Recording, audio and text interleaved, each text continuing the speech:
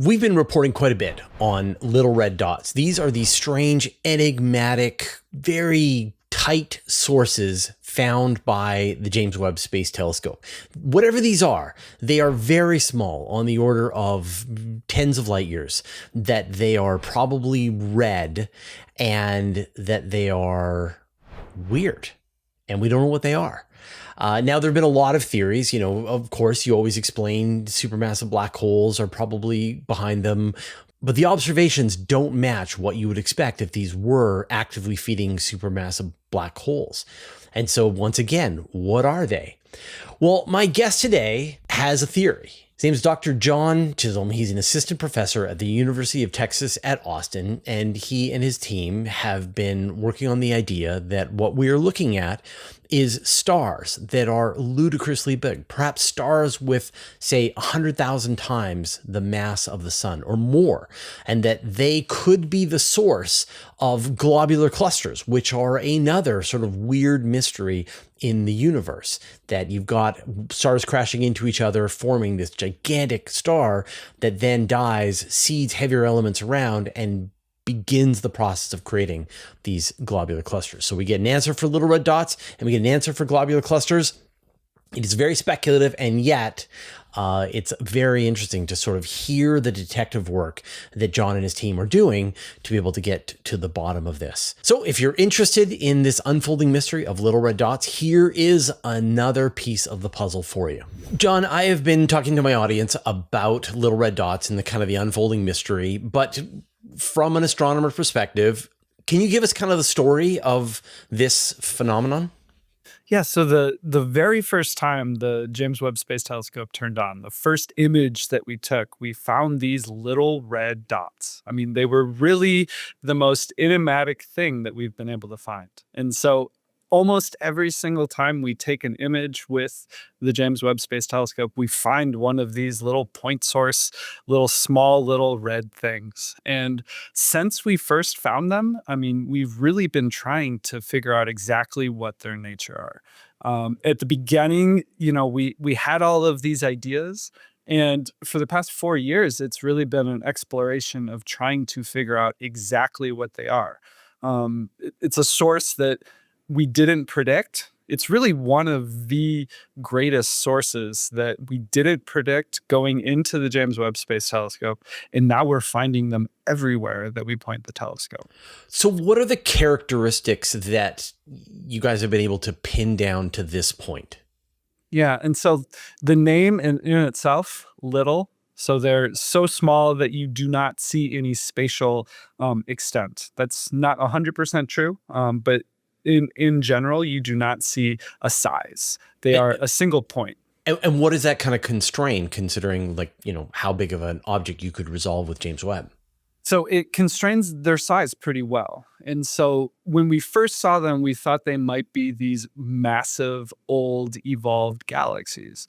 But when you get extreme size constraints, you realize that the amount of stars that would have to be in an impossibly small volume in order for that to be true is not possible. Gravity doesn't allow that. But give us a sense of impossibly small. Like, are we talking the size of the Milky Way? Are we talking about the size of the Large Magellanic Cloud? Are we talking about something that's just a few thousand light years across? Yeah, so we have size constraints on many of these things. So they're 20 parsecs. So this is something like Wow. 60 light years across.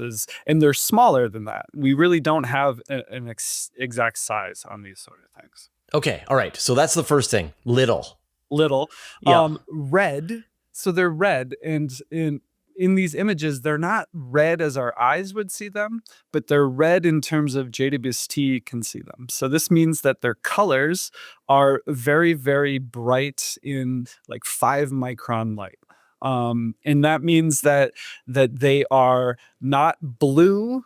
That means that they are red. Typically in astronomy, when we see red things, we think they're either old, because that means that they don't have young stars that are producing the blue light, or they're very dusty, because dust loves to absorb blue light and only release the red light. Right. Or cool. And that's actually a point of the puzzle that we kind of got later. But when we were seeing these red dots, the first thing that we wanted to do is we wanted to get spectra of them because they were originally found with the images. But when you get spectra, you get so much more characteristics. You get so much more information on what's actually going on within these sources. And so the first spectra that we got, we observed emission lines, and we saw that they had velocity widths that were thousands of kilometers per second wide. And when you see something that is thousands of kilometers per second wide in an extremely small space, the logical jump is black holes. And so in the local universe where you have a black hole, it accretes gas. So gas is funneled onto the black hole. It heats up the gas, and the gas, as it heats up, it starts moving very fast. And so you end up seeing gas moving at thousands of kilometers per second as it funnels in. And so that was like a smoking gun. People were like, this means we have accreting black holes, very high redshifts, so very early on in the universe. And it was really a key piece to the puzzle for the little red dots. Right. And that fits some of the other mysteries that we're seeing about the level of evolution of galaxies early on, the surprisingly large masses of supermassive black holes early on in the universe in some of these well-evolved galaxies. And so now if you see these just little knots of black hole furiously pulling in material, then you can kind of connect those and go, well, that just solves two problems. Yeah, I mean, like we have long known that black holes grow really fast, and they're more massive earlier on in the universe than we kind of would have naively expected. And so it kind of made sense that you would expect there to be these early nascent black holes that are just growing like crazy. I mean, it fit the picture pretty well. Right. But more recent work has started to make that not the best answer.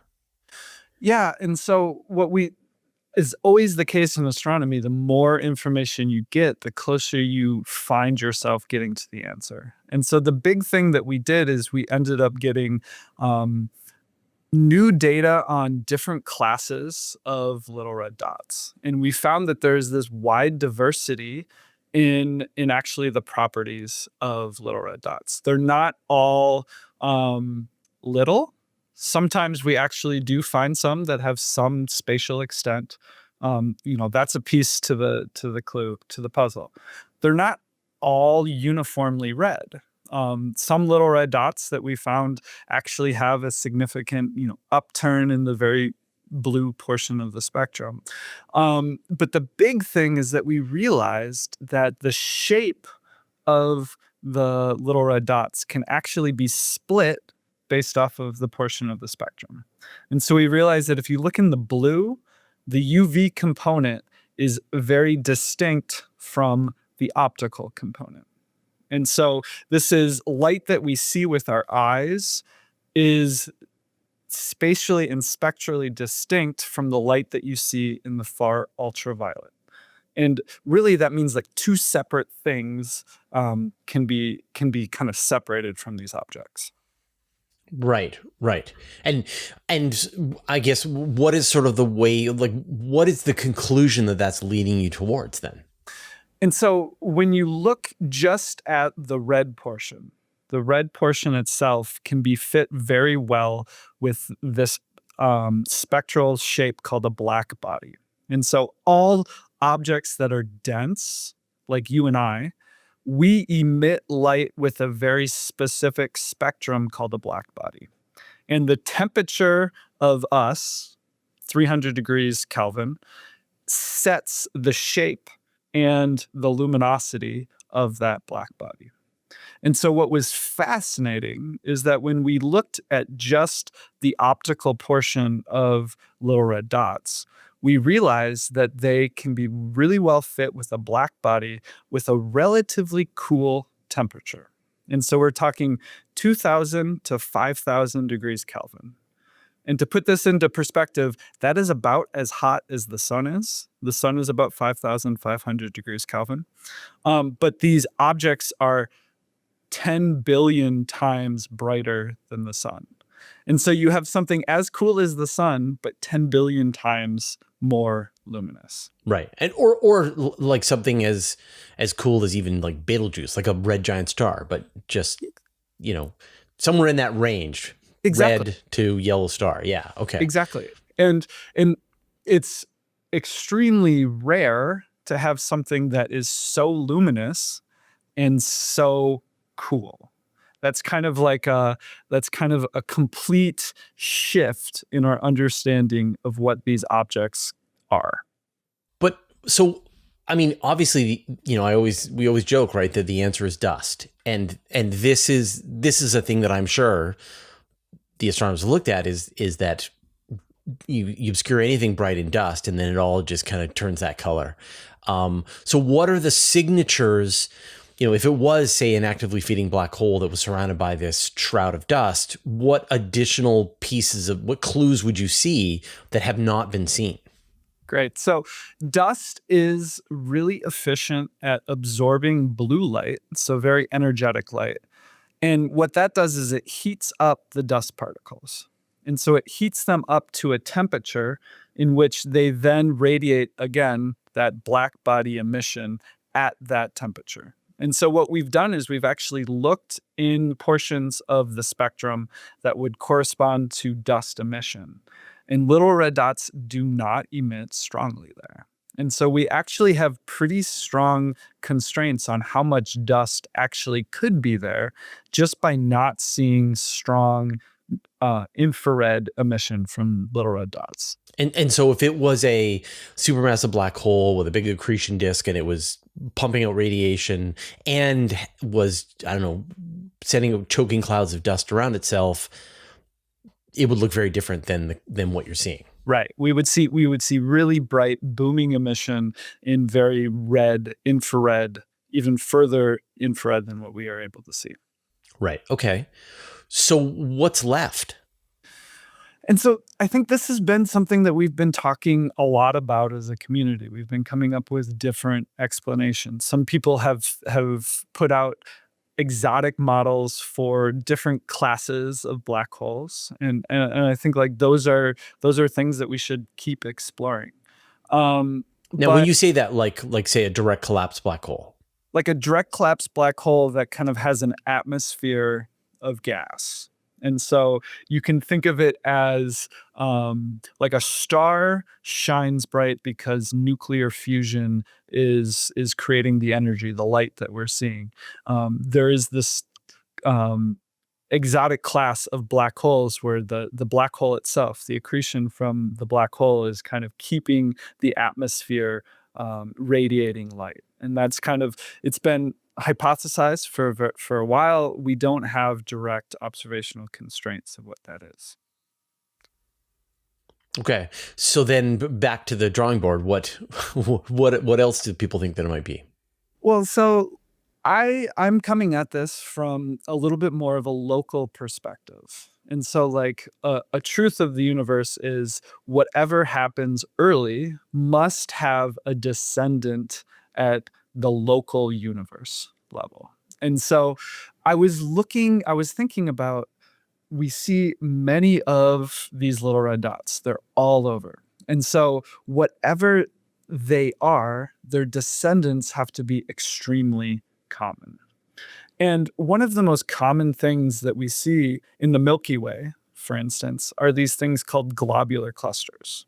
And so globular clusters are these small, dense balls of stars that formed very early on in the universe. They're actually some of our best fossil records of the early universe. And so I'm saying that these balls of stars formed a billion years, less than a billion years after the Big Bang.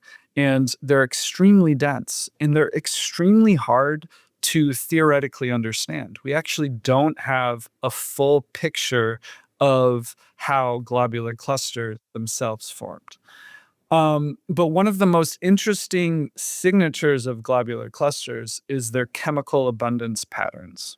And so globular clusters are very enhanced in elements that we don't typically see strong enhancements of. And so, for instance, nitrogen has an odd number of protons.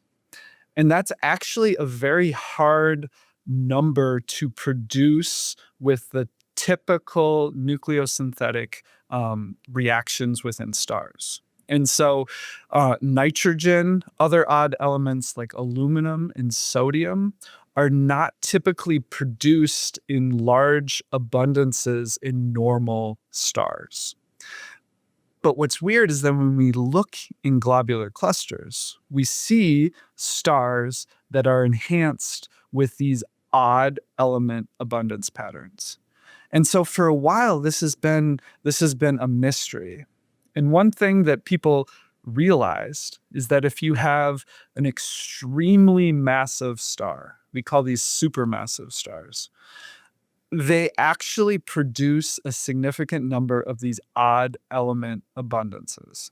And so you can actually produce nitrogen, sodium, aluminum in high abundances if your star is something like 10,000 times as massive as the sun. Right, which is not possible today.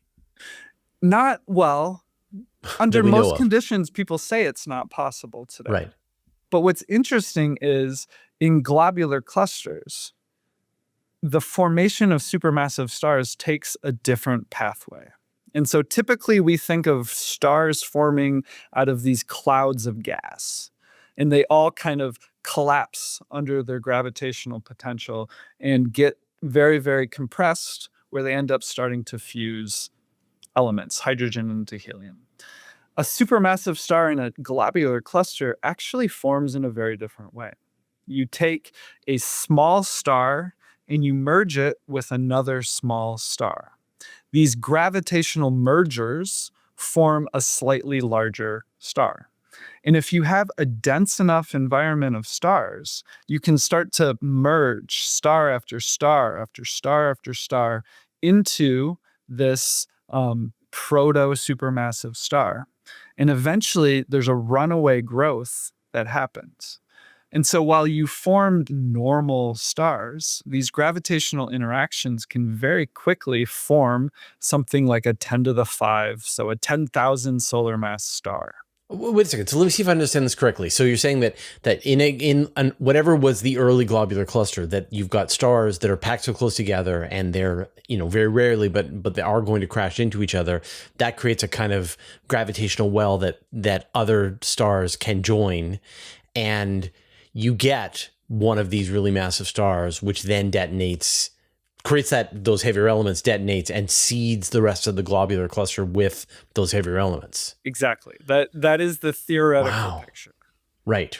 And this seeding of those elements, like this is the signature of globular clusters that you just don't see in other kinds of like open star clusters, things like that. You don't see that nitrogen seeding in the same way. Right. And so actually you see these anti-correlations between specific elements. And so you see nitrogen anti-correlated with carbon. So that means you have a lot of nitrogen and not a lot of carbon. And that's super weird because usually in a typical massive star, you need carbon to produce the nitrogen. And a similar thing happens with aluminum and magnesium. And so these anti-correlations are these odd number elements that can't be created with any other type of star that we know of. And they're distinct to globular clusters. These are the only environments where we see these anti-correlations. So then I guess bring it all home. What do you think is the story? You're suggesting that these little red dots are globular clusters. Explain how. So when you take this theoretical picture at face value, what this means is that if globular clusters form in these dense environments, create these supermassive stars, you should have something that's 10,000 solar masses that is 10 billion times as bright as the sun. These extremely massive stars are extremely luminous because they're fusing hydrogen into helium like crazy, because their gravitational potentials are so strong. And actually gravitational or general relativity instabilities drive these odd pulsation modes that make them get extremely bright and extremely large. And if they're extremely large, they actually get very, very cool. And so the whole picture is that a supermassive star, we're talking 10,000 or a million solar masses, can be as bright as we see in little red dots and as red as we see in little red dots. And so the theoretical picture, the hypothesis that I'm putting out there is that little red dots are in fact globular clusters in formation where the red portion of the spectra is one of these supermassive stars that are living for a very short period of time, but having extreme luminosities, extreme brightness. Right.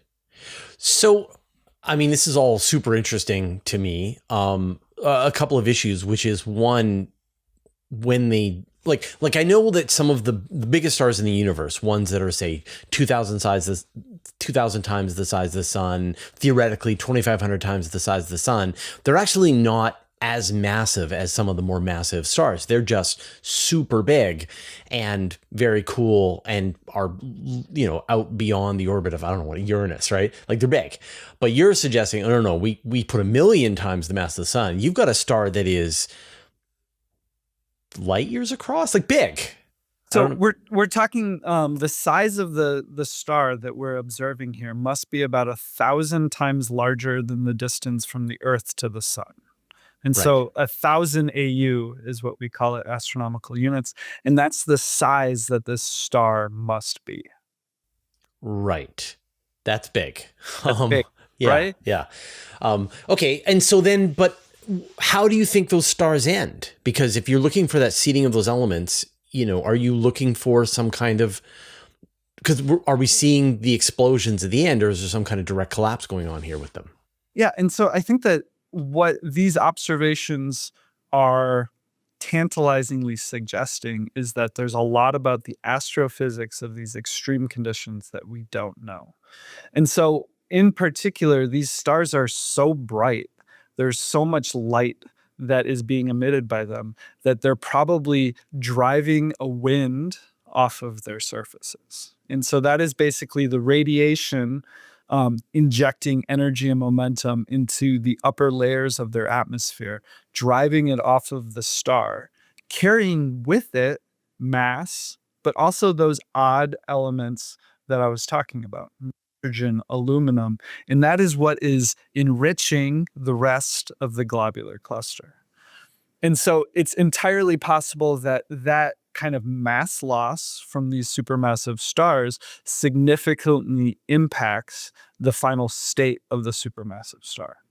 But pretty much no matter what happens, it's going to collapse into a black hole directly. No supernova. The theory is pretty clear about that.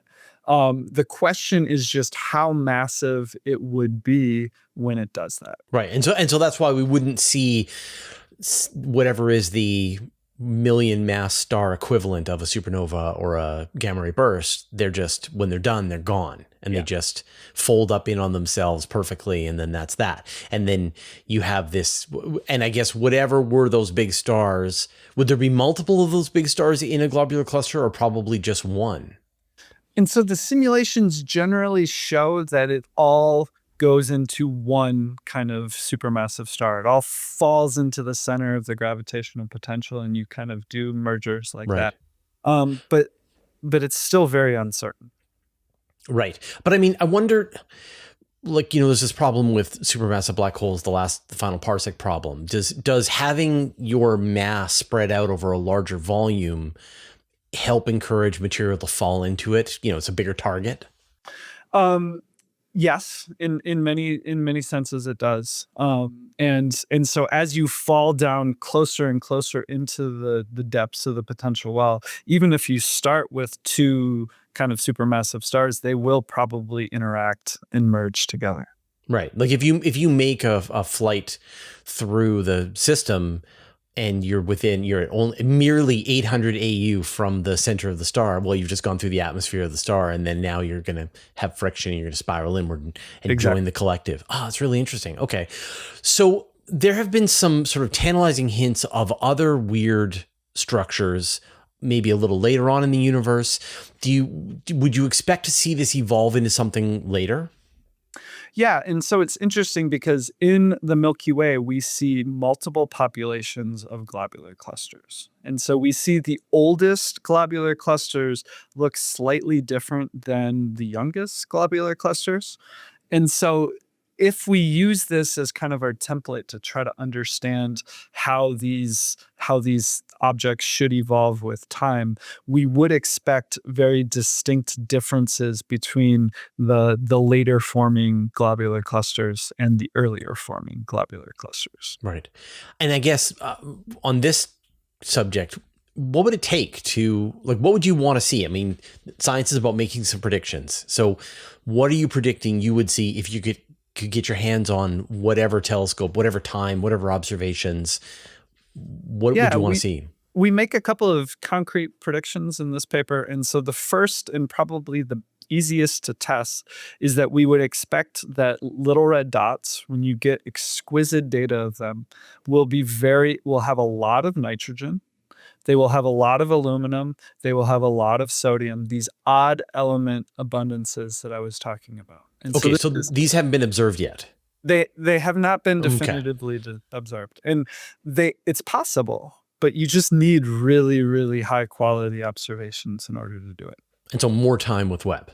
More time with Webb. And there are programs that are ongoing that will be getting data in the next 6 or 12 months that will be able to test this.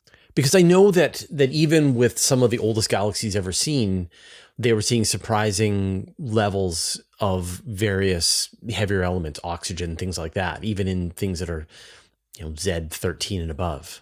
Yeah, I mean, it's interesting because we haven't really seen a ton of evidence for chemically pristine. So galaxies without oxygen. Like we see oxygen, we see carbon in the most distant galaxies.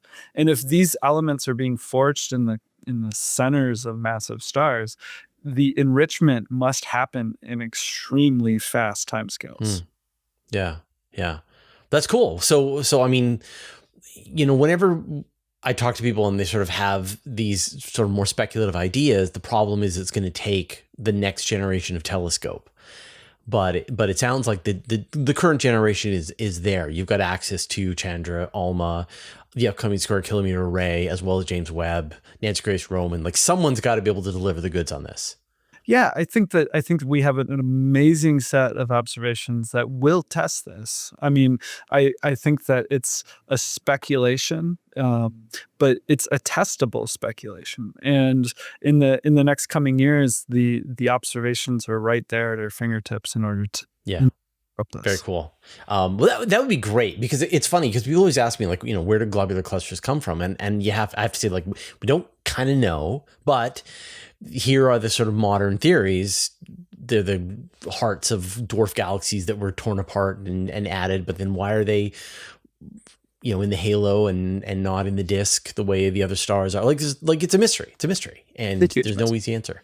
Yeah. No, and I think what's exciting about this is that it kind of bridges the extremely local universe with the extremely distant universe and allows us to better understand and to test the formation and evolution of both simultaneously. Well, the question that I always ask my guests is, what are you obsessed with right now? Well, I think that what I'm obsessed with right now is really pushing little red dots to the conclusion. What are these enigmatic sources? Like, it keeps me up at night sometimes thinking about what can be so common and so unknown, trying to find the solution for these sort of things. Yeah. And so, I mean, I don't want to steal from your future papers, but have you got crazier ideas? Crazier ideas? You think that a million solar mass star is not crazy enough? Yeah. Now it's normalized. Now it's just become, what I'm used to. So I need something new. I think that I think that I do think that while the globular cluster picture might not be the final answer, I think what this is doing is it's providing us a way to think about the distant universe in a local perspective. And I think one of the interesting things that still has not come out of JWST is concrete predictions on things like dark matter and dark energy. Staring deeper and further provides us important constraints on properties of the cosmology that we're dealing with. And so a lot of people have been obsessed with finding extremely distant supernova or other ways to probe distances that could help us understand what dark matter is and what dark energy is. And I think that is still something that this telescope has the power to do in the future. Wonderful. Well, John, thank you so much for taking the time to chat. I look forward to a conclusive result, and I can finally give a comprehensive answer for globular clusters. Well, thank you very much. All right, take care. I hope you enjoyed this conversation with Dr. John Chisholm. And this was great. Like it was all of the questions that I had answered about this. Now, John is working on another project that we actually reported on in Space Bites and on Universe Today, which is the Glimpse survey. And this is essentially the precursor to the James Webb Space Telescope Deep Field, where John and his team have been focusing Webb on one specific galaxy cluster for dozens of hours, pretty much the longest continuous observations by Webb on one specific object. And they are seeing hundreds and hundreds of galaxies that are being lensed by this foreground galaxy cluster. And so I talked with John about this and what does this mean for a potential James Webb Deep Field. And so if that's something that you've been waiting for, we've got your answers. Now, this longer version of the episode is available over on Patreon, but whoa.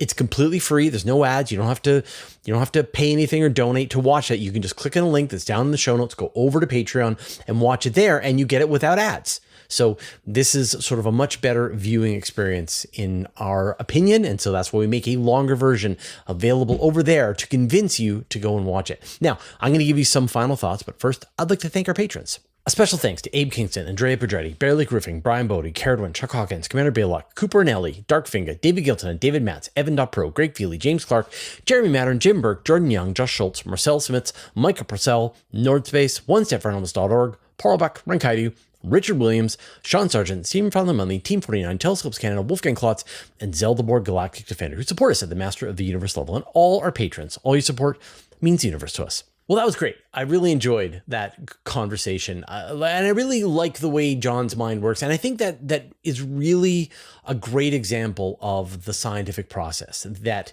you have some hypothesis, you make observations, you gather evidence. You may attempt to disprove your hypothesis, because if you can make an observation that shows that you're wrong, then boom, you're wrong, and you get to move on. And it is this very laborious process. And yet there is this element of imagination that is driving it as well, that you've got this sort of excitement and joy about what the sort of getting to the bottom of this mystery and adding to the collective knowledge of humanity. And I think that's what science is all about, that you are perceiving the world, you're listening to nature, you are making observations, and then you are attempting to be as diligent as you can and not try to get high in your own supply. And when you're done, then you can add to the collective knowledge about our universe. And this process happens step by step by step. And so we're in the phase where we have a new mystery. We have the little red dots. That mystery will be answered. It will be solved in our lifetimes. It will happen very soon. And that we have the tools at our disposal to be able to answer that question. And yet the process must always be the same. And so you're watching it unfold. And if you enjoy that kind of unfolding mystery, then this is the place for you. All right, we'll see you next time.